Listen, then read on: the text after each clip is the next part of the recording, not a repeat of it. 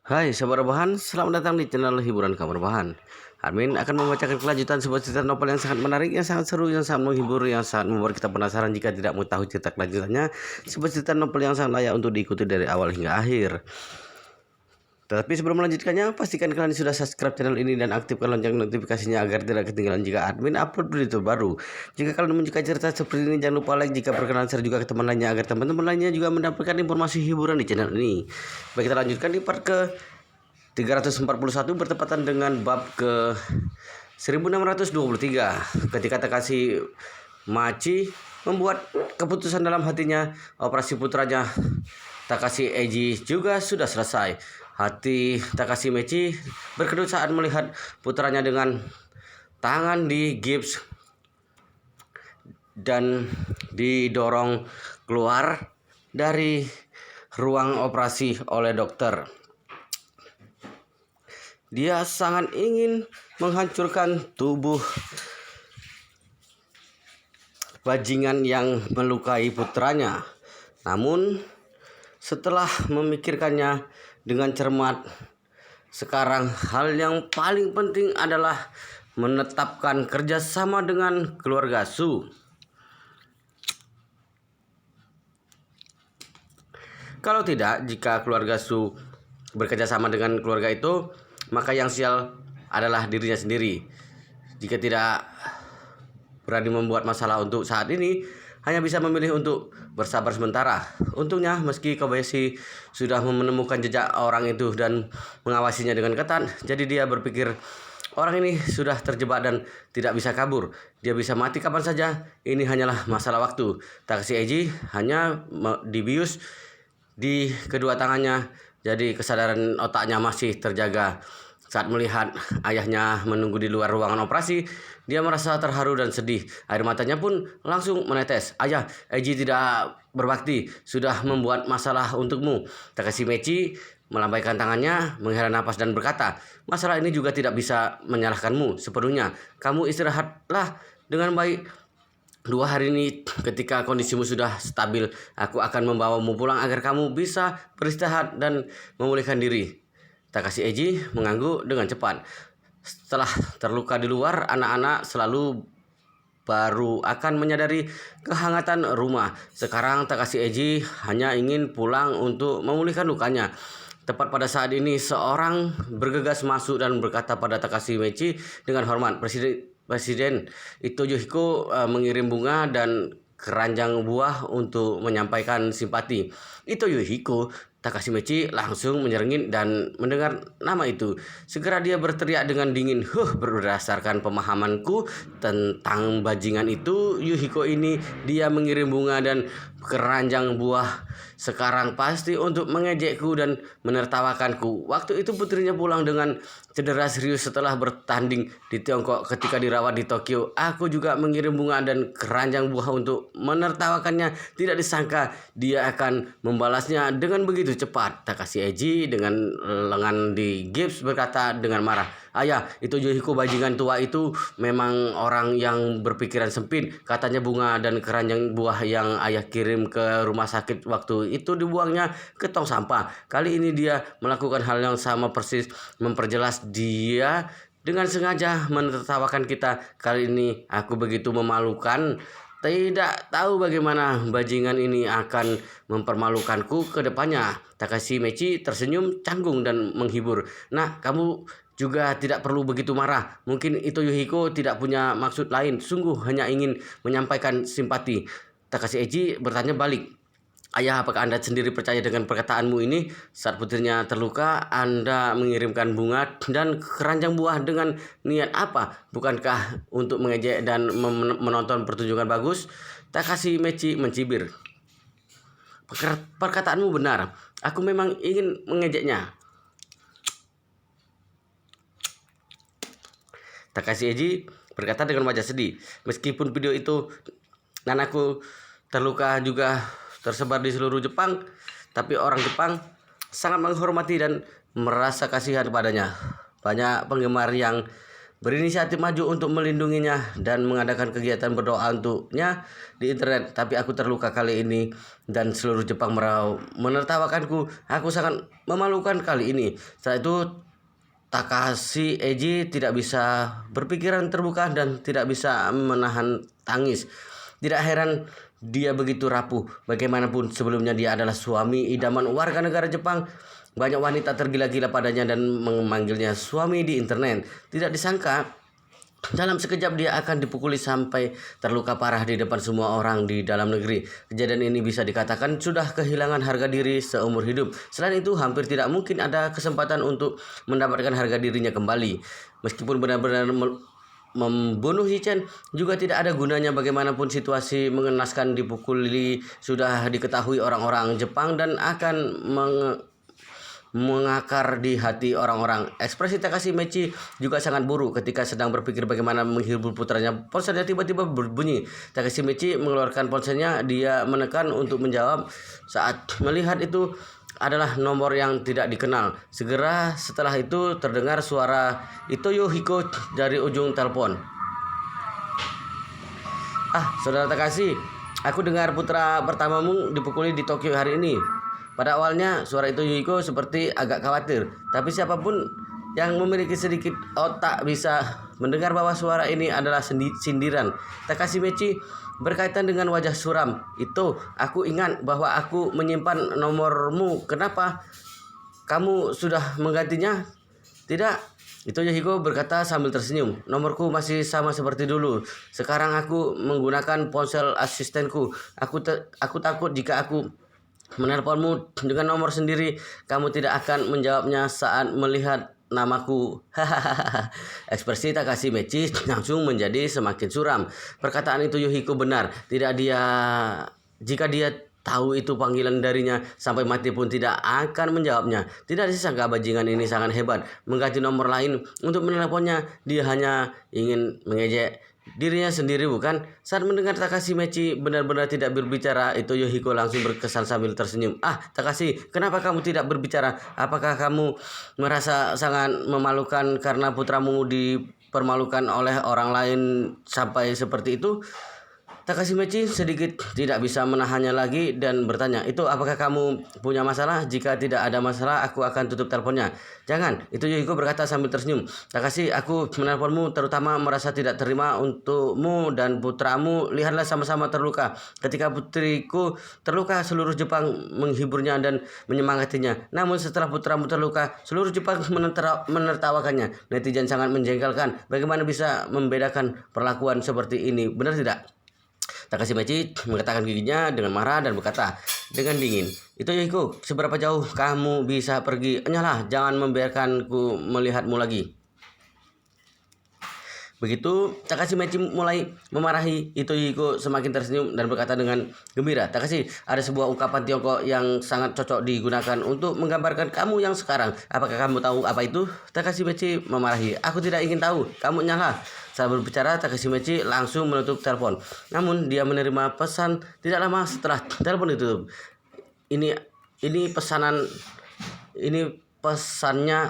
Isi pesannya adalah, Saudara Takashi, jangan salahkan aku karena tidak mengingatmu. Kamu benar-benar harus mengubah temperamenmu kelak. Kalau tidak, kamu akan dengan mudah mengalami kejadian yang baru saja diderita putramu. Eiji masih muda, bukankah masalah patah kedua lengan, tapi kamu sudah tua. Jika kedua lenganmu benar-benar patah, takutnya tidak akan pulih lagi seumur hidup. Takashi Mechi benar-benar sangat marah saat membaca ini. Pada saat ini ponselnya menerima pesan lagi. Itu masih dikirim oleh itu Yuhiko. Oh ya, ungkapan Tiongkok yang sangat cocok digunakan untuk menggambarkan kamu adalah saat putus asa mengambil tindakan putus asa. Amarah Takashi Mechi benar-benar melonjak dan tidak punya tempat untuk melampiaskan. Lalu dia membanting ponselnya sampai pecah berkeping-keping. Dia memarahi dengan histeris, itu Yuhiko, kamu bajingan, sialan. Kalau aku Takashi Mechi tidak membalaskan dendam ini, aku bersumpah aku bukanlah manusia. Pada saat ini untuk pertama kalinya Takashi Mechi memiliki pemikiran untuk membunuh Ito Yuhiko. Selama bertahun-tahun Takashi Mechi dan Ito Yuhiko selalu bertarung secara terang-terangan ataupun terselubung. Bisa dikatakan selama bertahun-tahun mereka berdua selalu menganggap satu sama lain sebagai pesaing terbesar mereka. Namun Takashi Michi dan Ito Yuhiko baru berusia 50 tahun ini. Mereka berdua lahir di era sulit yang paling terpuruk dan paling tidak percaya diri di Jepang pasca perang. Sejak itu mereka tumbuh dengan damai. Jadi mereka tidak memiliki kepribadian yang kuat dan semangat juang dari generasi yang lebih tua. Karena itu kedua belah pihak yang sudah bertarung selama bertahun-tahun, mereka juga hanya bersaing di bidang bisnis dan tidak ada yang pernah berpikir untuk saling membunuh dan menonjokkan pihak lain. Hal ini sama seperti Bos Ali dan Bos Tencent. Meskipun mereka selalu bersaing dengan sengit di berbagai bidang, tetapi mereka sangat mengetahui hukum dan peraturan. Meskipun mereka merasa tidak senang satu sama lain, tapi setidaknya mereka masih bisa saling bersikap sopan dan punya aturan. Ini adalah ungkapan yang sering diucapkan di internet, terlihat tersenyum di permukaan tetapi mengutuk di dalam hati. Namun setelah mendengar percakapan panggilan video keluarga Su, Takashi Michi sangat terkejut. Tapi pada saat yang sama dia merasa mendapatkan pencerahan dan menjadi lebih waspada. Pada saat itu seluruh pikirannya menjadi terbuka. Dia yang sekarang tidak ingin menggunakan metode menanti hukum dan peraturan seperti dulu untuk bersaing dengan Ito Yuhiko. Dia yang sekarang lebih berharap Ito Yuhiko akan menghilang dari dunia ini. Lebih tepatnya dia bahkan berharap seluruh keluarga itu akan menghilang dari dunia ini. Dengan begini keluarga Takashi tidak akan memiliki hambatan atau penghalang di Jepang. Takashi Michi sudah membuat daftar kematian di dalam hatinya. Orang pertama dalam daftar kematian ini adalah Ito Yuhiko. Orang kedua adalah Yi-Chen, orang yang sudah mematahkan kedua tangan putranya. Dia berpikir mudah untuk membunuh Yi-Chen, tapi sulit untuk membunuh Ito Yuhiko karena Yi-Chen hanyalah seorang master ilmu bela diri dari Tiongkok dan sudah diawasi oleh master ninjutsu yang diutusnya. Dia bisa membunuhnya kapan saja. Namun tidaklah mudah untuk membunuh Ito Yuhiko. Bagaimanapun keluarga itu juga sudah berada di Jepang selama bertahun-tahun dan kekuatannya sebanding dengan keluarga Takashi. Saat mereka keluar dan masuk juga ada petugas keamanan yang dipersenjatai lengkap, dan yang lebih penting adalah dia memiliki status sosial tinggi di Jepang. Jika ingin membunuhnya, dia tidak bisa menggunakan kekerasan, kalau tidak kemungkinan akan menyebabkan masalah bagi dirinya sendiri. Karena itu solusi terbaik adalah bekerja sama dengan keluarga yang lebih kuat untuk terus-menerus menekan kekuatan keluarga itu. Pertama, harus menyingkirkan dari posisi keluarga teratas di Jepang. Ketika dia menjadi keluarga kelas 2 atau kelas 3, semua orang tidak akan terlalu peduli dengan hidup dan matinya. Kekuatannya secara keseluruhan juga akan menurun drastis. Pada saat itu sangat mudah untuk merenggut nyawanya. Jadi jika ingin membunuh Ito Yuhiko, dia masih harus bekerja sama dengan keluarga Su. Dan kesimpulannya, menurutnya kerjasama dengan keluarga Su kali ini hanya boleh berhasil dan tidak boleh gagal. Meski Kobayashi dan ketiga juniornya mengintai sepasang malam di lokasi masing-masing. Malam ini mereka berempat mengambil shift 2 dan saling bergantian untuk mengawasi setiap 4 jam. Hal ini untuk memastikan mereka berempat bisa mendapatkan istirahat yang cukup. Mereka pikir semua yang mereka lakukan sangat sempurna, tetapi mereka tidak tahu semuanya berada di bawah kendali Yi-Chen. Alasan utama Yi-Chen tidak melakukan tindakan apapun karena dia ingin menghadapi lawan dengan cara yang mereka gunakan. Pada saat yang sama dia juga tidak ingin membuat musuh menjadi waspada. Dia tidak ingin melakukan apapun pada beberapa ninja Tokyo ini, terutama karena dia akan pergi ke beberapa kota berikutnya. Jika membunuh ninja keluarga Takashi sekarang, keluarga Takashi pasti mengutus lebih banyak orang untuk mengawasi mereka. Hal itu akan membawa banyak ketidaknyamanan dan masalah untuk dirinya. Alih-alih melakukan ini, lebih baik membiarkan keempat ninja ini terus mengikutinya, kemudian mencari peluang untuk membereskan mereka satu persatu. Jam 8 pagi. Yi-Chen bangun dan bersiap-siap. Setelah sarapan, sekelompok mobil Zenkai sudah siap di lantai bawah. Pekerjaan Paul sudah selesai, jadi Yi-Chen mengaturnya kembali ke Jinling lebih dulu agar tidak menunda pekerjaannya yang lain di firma hukumnya. Setelah mengantar Paul pergi, sekelompok mobil membawa Yi-Chen Hongwu, Wei Liang, dan Chanjakai Kobayashi Ichiro dan lainnya langsung meninggalkan Tokyo menuju Yokohama. Masaki Kobayashi dan juniornya mengikuti mereka sepanjang jalan dengan 2 kendaraan komersial. Awalnya dia pikir Yi-Chen hanya pergi ke bandara untuk mengantar Paul, tapi tidak disangka sekelompok mobil itu tidak kembali ke pusat kota Tokyo, melainkan langsung menuju Yokohama. Jadi dia segera menelpon Takashi Machi untuk melaporkan Yi-Chen yang meninggalkan Tokyo. Takashi Machi menginstruksikannya untuk terus mengikuti dan jangan bertindak gegabah untuk saat ini. Pada saat yang sama, kedua bersaudara Su Jipei dan Su Jiyu mengadakan pertemuan formal dengan Takashi Machi. Mereka bertemu di properti milik keluarga Takashi di Ginza, Tokyo. Takashi Machi dengan marah mempersilahkan mereka berdua duduk di kantornya. Setelah itu dia berkata dengan sangat tulus. Awalnya Takashi Machi dengan ramah mempersilahkan mereka berdua duduk di kantornya. Setelah itu dia berkata dengan sangat tulus, awalnya aku ingin mengadakan pertemuan sederhana dengan kalian berdua kemarin, tetapi tidak disangka terjadi masalah pada putra pertamaku. Jadi sudah mengabaikan kalian berdua. Aku harap kalian berdua bisa memakluminya. Sebagai putra pertama dan cucu pertama dari keluarga Su Jipei berinisiatif untuk berbicara sambil tersenyum. Tuan Takashi terlalu sungkan. Bagaimana dengan cedera tuan muda pertama? Takashi Machi menghela napas dan berkata, melakukan operasi untuk kedua tangannya dan juga di gips mungkin memerlukan beberapa waktu untuk memulihkan diri. Su Jipei mengangguk dengan lembut dan berkata dengan sopan, sangat disayangkan, tuan muda pertama akan mengalami hal seperti ini. Jika tuan Takashi membutuhkan bantuan dari keluarga Su, kami jangan ragu dan untuk mengatakannya. Kami pasti akan melakukan yang terbaik untuk membantunya. Meskipun Takashi Machi tentu jelas bahwa Su Jipei hanya bersikap sopan padanya, tapi dia masih berkata dengan penuh rasa terima kasih atas perhatian tuan muda Su. Su Jipei berkata sambil tersenyum, Tuan Takashi tidak perlu begitu sungkan. Jika kedua keluarga kita pada akhirnya bisa mencapai kerjasama, maka kita akan menjadi mitra bisnis jangka panjang. Keluarga Su, kami sangat mementingkan mitra bisnis jangka panjang. Selain itu, aku sudah berkomunikasi dengan ayahku tadi malam. Dia juga sangat prihatin dengan keadaan tuan muda pertama. Ayahku selalu berulang kali menyuruhku untuk bertanya padamu apakah ada sesuatu yang memerlukan bantuan keluarga Su. Kalau ahli bedah ortopedi Jepang tidak cukup baik, ayahku bisa mengirim beberapa ahli ortopedi dari Yanjing.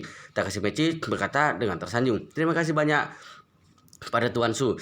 Jika ada kebutuhan seperti ini, aku pasti akan membicarakannya padamu. Setelah itu Takashi Machi menghela napas dan berkata, sikap tulus keluarga Su terhadap mitra bisnis membuatku merasa kagum dan juga sangat berharap jika ada kesempatan untuk mencapai kerjasama jangka panjang dengan keluarga Su, keluarga Takashi pasti akan melakukan yang terbaik dan tidak akan pernah mengecewakan harapan keluarga Su. Su Jipei mengangguk dengan ringan dan berkata sambil tersenyum, baguslah kalau begitu. Kalau begitu selanjutnya mari kita bicarakan tentang detail kerjasama. Saat ini Takashi Machi tiba-tiba berbicara dengan wajah dingin. Tuan muda Su, Nona Su, sebelum kita memulai pembicaraannya, aku ingin menambahkan syarat baru di dalam kerjasama kita. Su Jiyu mengerutkan kening. Tuan Takashi sepertinya tidak terlalu cocok untuk menambahkan syarat baru, bukan? Takashi Machi berkata dengan tulus, Nona Su, syarat dariku bukanlah untuk meminta sesuatu dari keluarga Su, melainkan setelah kita bekerja sama, aku mohon pada keluarga Su untuk membantu untuk menyingkirkan keluarga itu. Su Jiyu mau tidak mau mengerutkan kening. Begitu Takashi Machi mengatakan ini, dia mau tidak mau berpikir dalam hati, kemarin saat konferensi video ayah baru saja mengatakan akan bekerja sama dengan salah satu dari mereka untuk menyingkirkan yang lainnya. Mengapa hari ini Takashi Machi bisa langsung berinisiatif mengajukan kerjasama dengan mereka untuk menyingkirkan keluarga itu? Bukankah ini terlalu kebetulan? Apakah mungkin Takashi Machi menguping percakapan konferensi video mereka bertiga tadi malam? Su Jiyu merasa spekulasi bukan tidak mungkin. Dia pikir dalam hati, meskipun pengawal yang mengikutinya sudah memeriksa ketika dia check-in ke hotel kemarin dan sudah memastikan tidak ada alat penyedap suara di kamera, tapi bagaimanapun juga ini di Tokyo, ini adalah daerah kekuasaan Takashi Machi. Jika ada Jika dia mencari cara, seharusnya tidak sulit untuk menguping pembicaraanku dan kakakku. Sujipe juga sedikit terkejut, juga curiga apakah pembicaraan mereka sudah disadap oleh Takashi Mechi. Namun Sujipe tidak bisa berkomunikasi dengan adiknya karena Takashi Mechi berada di tempat di depan mereka. Jadi dia mengedipkan matanya padanya. Sujiyu mengangguk pelan, kemudian bertanya pada Takashi Mechi dengan ekspresi tenang, "Tuan Takashi, mengapa kamu ingin sepenuhnya menyingkirkan keluarga itu?" Takashi Mechi berkata dengan marah, "Itu Yohiko selain itu selalu melawanku. Tidak masalah kalau hanya bersaing bisnis biasa, tapi dia sudah sangat menghinaku dan keluargaku." Setelah itu Takashi Mechi menceritakan masalah itu Yohiko yang mengirim bunga dan keranjang buah, juga masalah dia menelpon untuk mengejeknya kemarin. Setelah berbicara dengan penuh amarah, dia masih mengutuk dengan kesal. "Itu Yohiko ini menjadikan putraku lelucon dan menertawakannya. Sungguh keterlaluan. Jadi kemarin saya berada di rumah sakit. Aku sudah memutuskan kelak di Tokyo ada dia tanpa aku, ada aku tanpa dia." Takashi Mechi tidak bodoh. Dia tahu jika dia dengan gegabah menawarkan kerjasama dengan keluarga Su untuk menyingkirkan keluarga itu, keluarga Su pasti akan curiga apakah mereka diawasi. Karena itu dia dengan sengaja melebih-lebihkan perkataannya saat mengungkit itu Yuhiko, dan dirinya juga terlihat sangat marah. Keseluruhan penampilannya bisa dikatakan sudah mencapai keterampilan akting seorang aktor yang kuat. Hal yang dia pikirkan adalah jika keluarga Su benar-benar mempercayai pernyataannya, mereka tidak hanya tidak akan berpikir bahwa mereka sudah disadap, juga akan merasa dirinya lebih seperti sekutu alami mereka. Dengan begini, dia pasti akan menjadi kandidat terbaik untuk kerjasama di mata keluarga Su. Su Jiyu memang merasa lebih lega saat mendengar ini. Sangat jelas dia memang percaya pada pernyataan Takashi Mechi, karena semua ini terdengar sangat alami. Putra Takashi Mechi terluka dan pada saat yang sama juga menjadi bahan tertawaan Jepang. Hal ini saja sudah membuatnya sangat marah, dan itu Yohiko malah menambahkan geram di atas luka dan mengolok-oloknya untuk membuatnya marah juga sangat normal. Berpikir tentang ini, dia sedikit tersinggung dan berkata pada Takashi Mechi, "Tuan Takashi, kita lebih baik membahas kerjasama dulu. Apapun masalah yang baru saja kamu katakan, jika tidak ada masalah dengan kerjasama dan kita bisa mencapai kesepakatan, masalah ini juga bisa dibicarakan." Takashi Mechi segera berkata dengan penuh semangat, "Baguslah kalau begitu. Nona Su, tenang saja. Kali ini aku sudah menunjukkan ketulusan yang mendalam. Aku percaya keluarga Takashi adalah pilihan terbaik bagi keluarga Su." Ketika Takashi Mechi bernegosiasi dengan Su Jipe dan Su Jiyu secara rinci, Ji-Chen dan lainnya sudah tiba di Yokohama dan langsung menuju ke lokasi produksi Kobayashi Pharmaceutical di Yokohama. Bahan obat dari King Gang juga sudah tiba di 2 jam yang lalu. Jadi Kobayashi, Ichiro, dan William mulai mengorganisir pekerja di lokasi produksi Yokohama untuk melakukan produksi uji coba pil pencernaan Jixuan. Produksi uji coba berjalan sangat lancar. Pada jam 4 sore, batch pertama pil pencernaan Jixuan yang memenuhi syarat diproduksi secara batch dari jalur perakitan. Setelah itu Yi-Chen dan yang lainnya segera menuju ke Nagoya, kota terpenting di Jepang bagian tengah. Hari sudah larut saat tiba di Nagoya. Wow, luar biasa sekali guys, ceritanya sangat seru, sangat menarik, sangat menghibur, sangat membuat kita penasaran jika tidak mengetahui cerita kelanjutannya. Tetapi sepertinya di part ini, di video ini sampai di sini dulu, dan kita akan lanjutkan di part berikutnya di video selanjutnya. Pastikan kalian sudah subscribe channel ini dan aktifkan lonceng notifikasinya agar tidak ketinggalan jika admin upload video terbaru. Jika kalian menyukai cerita seperti ini, jangan lupa like, jika berkenan share juga ke teman lainnya agar teman-teman lainnya juga mendapatkan informasi hiburan di channel ini. Baik, kita lanjutkan di part berikutnya di video selanjutnya.